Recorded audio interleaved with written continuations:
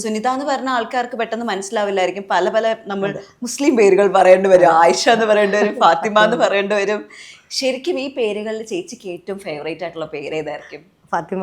ഫാത്തിമ എന്നായിരിക്കും. ദിൽഹെ ഫാത്തിമ എന്ന് പറയുമ്പോ അന്നത്തെ എല്ലാവരുടെയും ക്രഷ് ആയിരുന്നു അല്ലേ? അതെ അതെ. ശരിക്കും ആ സമയത്ത് എന്ത് പ്രായം ഉണ്ടാവും ആ ചേച്ചിക്ക്? സമയത്ത് എനിക്കൊരു 17 വയസ്സ് അത്രേ ഉള്ളൂ. അത്രേ ഉള്ളൂ. എനിവേ ഭയങ്കര സന്തോഷം and welcome. Thank you so much ഇങ്ങനെ ഒരു ഇന്റർവ്യൂവിന് വിളിച്ചത്. ഈ ദിൽഹെ ഫാത്തിമ ഇറങ്ങുന്ന ടൈം എന്ന് പറയുമ്പോൾ ഒരു 16-17 SSLC കഴിഞ്ഞ് ഉടനെയാണ് ഞാൻ ഈ ആൽബം ഫീൽഡിലോട്ട് വരുന്നത്.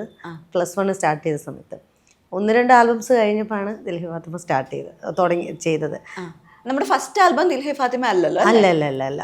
ഫസ്റ്റ് ആൽബം കാത്തിരുന്ന നിക്കാഹ് അതായിരുന്നു. അത് ചെയ്തു. പിന്നെ 1-2 ആൽബംസ് വീണ്ടും ചെയ്തു. അങ്ങനെ ഇടയ്ക്ക് വന്നാണ് ഈ ദിൽഹെ ഫാത്തിമ. ഒരു കരിയർ തുടങ്ങിയിട്ട് എത്രാമത്തെ വർഷമായിരിക്കും ദിൽഹെ ഫാത്തിമയിലേക്ക് എത്തുന്നത്? ഒരു വർഷത്തിനുള്ളിൽ, ഒരു വർഷം ഇല്ല അതിനുള്ളിൽ തന്നെ, കാരണം 3-4 വർക്ക് ചെയ്തപ്പോൾ തന്നെ വന്നിട്ടുണ്ട്. ഈ ആൽബം സോങ്ങുകളുടെ കാലഘട്ടം എന്ന് പറഞ്ഞു കഴിഞ്ഞാൽ കുറച്ച് നാൾ മുന്നെയാണ്. ഇപ്പം ഇറങ്ങുന്ന ആൽബം സോങ്ങുകൾക്ക് അത്തരൊരു റീച്ച് ആൾക്കാരിലേക്കില്ല ശരിക്കും. ഇപ്പൊ സോഷ്യൽ മീഡിയ ഭയങ്കരമായിട്ട് ഉണ്ടെങ്കിൽ പോലും അന്ന് എല്ലാരും ഇങ്ങനെ ഫുൾ ടൈം പാടി നടക്കുന്നതിന്റെ അത്രയും ഒരു സംഭവം ഉണ്ടോ എന്ന് ചോദിച്ചാൽ അത് തീർച്ചയായിട്ടും ഇല്ല. ആ സമയത്ത് ഇങ്ങനെ അത് ഭരിച്ചിരുന്ന ഒരു നായിക എന്ന് വെച്ച് നോക്കുമ്പോ എന്താ തോന്നുന്നത്? ആ സമയത്ത് നമുക്ക് അങ്ങനെ ഫീൽ ചെയ്യാൻ, ഈ അന്നത്തെ ഒന്നും സോഷ്യൽ മീഡിയ ഇല്ല, നമുക്ക് ഇൻസ്റ്റഗ്രാമോ ഫേസ്ബുക്കോ ഒന്നുമില്ല. നമ്മൾ ലൊക്കേഷനിൽ പോകുമ്പോൾ നമ്മൾ ആൾക്കാർ കാണും. അപ്പൊ അങ്ങനെയാണ് അവരുടെ റെസ്പോൺസ് ഒക്കെ അറിഞ്ഞത്, കാരണം അവരുടെ സ്നേഹം. കാരണം എനിക്ക് തോന്നുന്നു കാത്തിരുന്ന് നിൽക്കാൻ ഇറങ്ങിയ സമയത്ത് തന്നെ ആ ആൽബം തന്നെ ഭയങ്കര ഹിറ്റായി. അന്നൊക്കെ ഗൾഫ് നാടുകളിൽ ഈ പ്രവാസികളൊക്കെ നാട്ടിൽ വരാൻ ഒരുപാട് വർഷങ്ങളൊക്കെ കഴിഞ്ഞിട്ടല്ലേ, അപ്പോൾ അവർക്കൊരു റിലീഫ് കൂടിയായിരുന്നു ഈ ആൽബംസ്. മുസ്ലിം സോങ് ആണ് കൂടുതൽ ഈ ഒരു മലബാർ ഏരിയയിലുണ്ടായിരുന്നത്.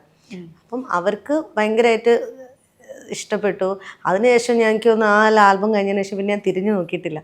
ഒരുപാട് വർക്കുകൾ ചെയ്തു. അങ്ങനെയാണ് ഈ ഒരു ദിൽഹെ ഫാത്തിമ. ദിൽഹെ ഫാത്തിമ എടുത്തു പറയാൻ കാരണം അത് ഇന്നിപ്പോൾ നോക്കിയാലും സോഷ്യൽ മീഡിയ നോക്കിയാലും ആ ഒരു സോങ് ട്രെൻഡ് ആയിക്കൊണ്ടിരിക്കുകയാണ്. അത് മാത്രമല്ല, ചേച്ചിയുടെ ആൽബംസിന്റെ ഏറ്റവും മെയിൻ ആയിട്ടുള്ള കാര്യം എന്താണെന്നറിയോ?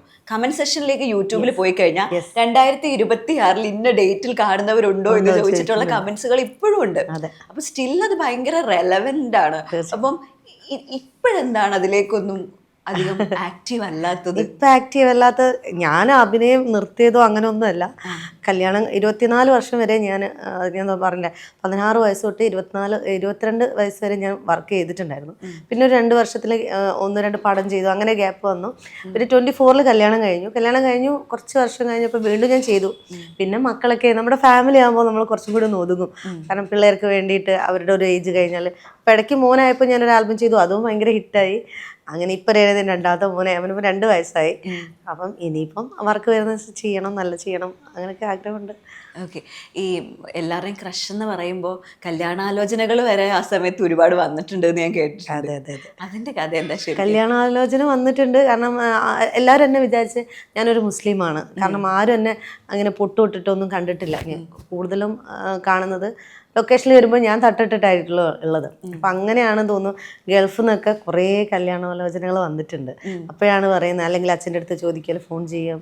അന്നൊക്കെ നമുക്ക് മറ്റേ ഫോണല്ലേ, വീട്ടിൽ വിളിക്കുമ്പോൾ പറയാം, അല്ല അങ്ങനെ ഹിന്ദുവാണ്, അയ്യോ ഞങ്ങൾ മുസ്ലിമാണെന്ന് വിചാരിച്ചത്, അതുകൊണ്ടാണ് കേട്ടോ എന്ന് ചെയ്യും. അതൊക്കെ പക്ഷേ നമുക്കൊരു സന്തോഷമില്ല, കാരണം നമ്മൾ അങ്ങനെയൊക്കെ ആൾക്കാർ സ്നേഹിക്കും. ഇപ്പോഴും ചേച്ചി പറഞ്ഞ പോലെ നമ്മുടെ ഇൻ്റർവ്യൂസിൽ അല്ലെങ്കിൽ ആൽബത്തിനടിയിലൊക്കെ നമ്മൾ ഇഷ്ടമാണ്, ഞങ്ങൾ ഇപ്പോഴും സ്നേഹിക്കുന്നുണ്ട്, ഇനിയും തിരിച്ചു വരണം എന്നൊക്കെ പറയുമ്പോൾ അത് കാണുമ്പോൾ എല്ലാവർക്കും കിട്ടുന്ന ഒരു ഭാഗ്യമല്ല.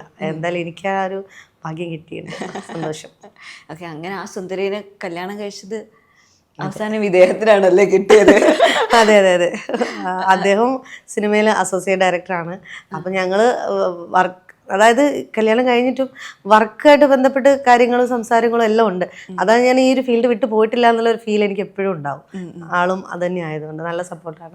കൊല്ലം ഷാഫി എന്ന് പറയുന്ന ഒരാളുമായിട്ടുള്ള ഒരു കോംബോ എന്ന് പറയുന്നത് നേരത്തെ ഒരു ഇന്റർവ്യൂവിനകത്ത് പറഞ്ഞതുപോലെ തന്നെ എത്രത്തോളം ദിലീപ് കാവ്യ കോംബോ ആൾക്കാർ സെലിബ്രേറ്റ് ചെയ്തിട്ടുണ്ട്, അതേപോലെ സെലിബ്രേറ്റ് ചെയ്തൊരു കോംബാണ്. അല്ലെങ്കിൽ ഇപ്പം ഹിറ്റായി നിൽക്കുന്ന പല ഇപ്പം ഡ്യുവറ്റ് കോമ്പോസ് പറയുന്നത് പോലെ നിങ്ങൾ അത്രയും വലിയ ഹിറ്റായിരുന്നു. അപ്പൊ നിങ്ങളുടെ ഒരു കംബാക്ക് അല്ലെങ്കിൽ നിങ്ങൾ ഒരുമിച്ചൊരു വർക്ക് ഭയങ്കരമായിട്ട് ആൾക്കാർ എക്സ്പെക്ട് ചെയ്യുന്നത്, അങ്ങനെ എന്തെങ്കിലും ഒരു പ്ലാൻ ഉണ്ടോ?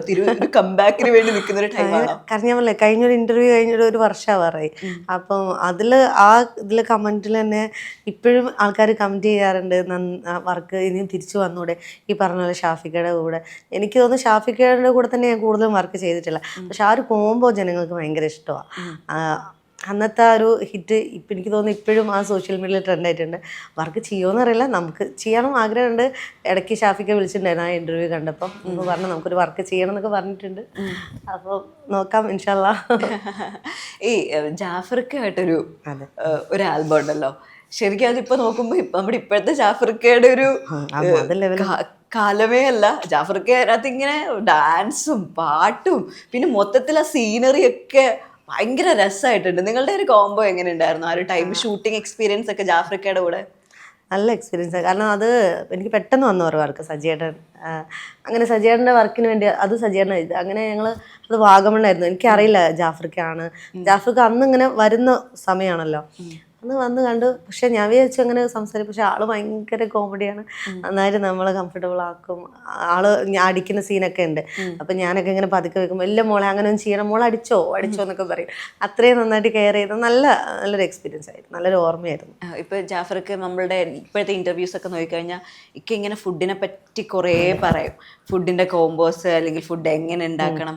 അന്ന് ആ സമയത്ത് അങ്ങനെ എന്തെങ്കിലും ഫുഡ് എക്സ്പീരിയൻസസ് ഉണ്ടോ? ഫുഡിന്റെ എക്സ്പീരിയൻസ് ഒന്നുമില്ല, കാരണം നമുക്കൊരു ആൽബം ഷൂട്ട് എന്ന് പറഞ്ഞാൽ നമ്മൾ രാവിലെ പോയിട്ട് ഒരു നൈറ്റ് ഒക്കെ ആകുമ്പോൾ ഷൂട്ട് തീരും, അങ്ങനെയാണല്ലോ. അപ്പോൾ ഹറുവരായിരിക്കും. അങ്ങനെ ഫുഡായിട്ട് ബന്ധപ്പെട്ട് ഒന്നാമത് ഞാൻ ആളായിട്ട് അങ്ങനെ സംസാരിക്കലൊക്കെ വളരെ, കാരണം ആൾ ഇച്ചിരി ഫേമസ് ആയി നിൽക്കുന്ന ഒരാളല്ല. അപ്പം നമ്മളൊരു എന്താ പറയുക, ഒരു ബഹുമാനം ഉണ്ടല്ലോ.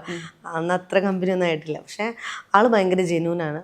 പണ്ടത്തെ കാലഘട്ടം മിസ് ചെയ്യുന്നുണ്ടോ ശരിക്കും? തീർച്ചയായിട്ടും അതുണ്ടാവുമല്ലോ. നമുക്ക് ഈ ആൽബംസ് ഒക്കെ കാണുമ്പം അന്നത്തെ കുറേ മെമ്മറീസ് ഉണ്ടാവുമല്ലോ. എപ്പോഴും ഞാൻ ഇടയ്ക്ക് പറയും, ആ നല്ല നല്ല ആൽബംസ് ആയിരുന്നു. ചെയ്യുന്ന ഒരു വർക്കാണെങ്കിലും അത് നല്ല വർക്കാണെങ്കിലും അത് മതി ആൾക്കാർക്ക്. അങ്ങനത്തെ ഇനിയും വരണം, ചെയ്യണം എന്നൊക്കെ ഉണ്ട്. ഈ ഷൂട്ടിംഗ് സെറ്റിൽ നിന്ന് ഷൂട്ടിംഗ് സെറ്റിലേക്ക് ഇങ്ങനെ പറന്ന് നടന്നൊരു സുനിതയുണ്ട്. ആ സുനിതനെ എങ്ങനെ ഇപ്പൊ നോക്കി കാണുന്നത്? അതാ ഞാൻ പറഞ്ഞത്. അതൊക്കെ ഇപ്പൊ ആലോചിക്കുമ്പോൾ ഞാൻ പറഞ്ഞില്ലേ, അതൊക്കെ ഞാൻ കേട്ടിട്ടുള്ളൂ, ഇങ്ങനെ ലൊക്കേഷനിലേക്ക് പോവാ. അത് എൻ്റെ ജീവിതത്തിലെ അനുഭവത്തിൽ വന്നതാണ്. കാരണം ഒരു ഷൂട്ട് കഴിഞ്ഞ് രാത്രി അവിടുന്ന് വേറൊരു ലൊക്കേഷനിലേക്ക് പോവാ, അങ്ങനെ ചിലപ്പോൾ ഒരു 3-4 ദിവസം കഴിഞ്ഞിട്ടായിരിക്കും കൂടെ ഉണ്ടാകുക. അതിന് കൂടെ സപ്പോർട്ടായിട്ട് എൻ്റെ അമ്മ അച്ഛൻ ഫുൾ ടൈം കൂടെ ഉണ്ടായിരുന്നു. ഏറ്റവും കൂടുതൽ സപ്പോർട്ട് ചെയ്തിരുന്നു ഈ കാര്യത്തിൽ ഫാമിലി തന്നെയായിരുന്നു. അച്ഛൻ, അമ്മ, ചേച്ചിമാര് എല്ലാവരും, ഫാമിലീസും റിലേറ്റീവ്സും എല്ലാവർക്കും സന്തോഷം.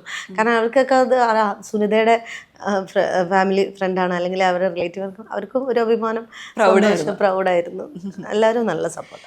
നമ്മളൊരു കാലഘട്ടത്തിൽ പ്രത്യേകിച്ച് ആ സമയത്തൊക്കെ ഒരു പെൺകുട്ടി ഒരു ആൽബത്തിൽ അഭിനയിക്കുക അല്ലെങ്കിൽ ഒരു സിനിമയിൽ അഭിനയിക്കാൻ പോവാന്ന് പറഞ്ഞാൽ തന്നെ നമ്മുടെ സൊസൈറ്റി അവരെ വേറൊരു കണ്ണിലൂടെ കണ്ടുകൊണ്ടിരുന്നത്.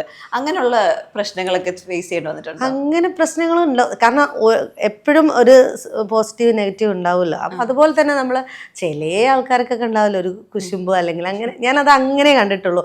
ഞാനത് ഇതിലൂടെ ഇതിലൂടെ കളയും. അത് നമ്മൾ മൈൻഡിലേക്ക് എടുത്തു കഴിഞ്ഞാൽ പ്രശ്നമാണ്. അപ്പം ഞാൻ അങ്ങനെ നെഗറ്റീവ് കമന്റ് ഒന്നും നമ്മൾ തളർത്താറേ ഇല്ല. അങ്ങനെ തളർത്താൻ ശ്രമിച്ചൊരു നെഗറ്റീവ് കമന്റ് ഒക്കെ ഓർമ്മയുണ്ടോ? അങ്ങനെയെന്ന് വെച്ചാൽ കുറേ ഉണ്ട്. നമുക്കിപ്പോൾ എങ്ങനെയാ എന്താ പറയുക, ഒരു ഗോസിപ്പായിരിക്കും, അല്ലെങ്കിൽ അവരെ കൂടെ പോയി, അല്ലെങ്കിൽ ആ ആളായിട്ടാണ് ആൾക്ക് റിലേഷൻ, അല്ലെങ്കിൽ അവളായിട്ട് ഒളിച്ചോടിപ്പോയി, അങ്ങനെയൊക്കെ പറയുമ്പോൾ അതൊക്കെ കേൾക്കാൻ ഒരു സുഖം, അത്രയേ ഉള്ളൂ. അല്ല ഞാനും എൻ്റെ വീട്ടുകാരും അത് മൈൻഡ് ചെയ്തിട്ടേ ഇല്ല. കാരണം നമ്മളെന്താണെന്ന് നമുക്കറിയാം, വേറെ ഒരാളെ ബോധിപ്പിക്കേണ്ട ആവശ്യമില്ല. അതുകൊണ്ട് അത് അവർ പറയുന്ന അവർക്ക് വെറുതെ വായു പോവാന്നല്ലാതെ ഒന്നും നടക്കാൻ പോകുന്നില്ല. നമ്മളത് മൈൻഡ് ചെയ്തിട്ടാൽ മതി.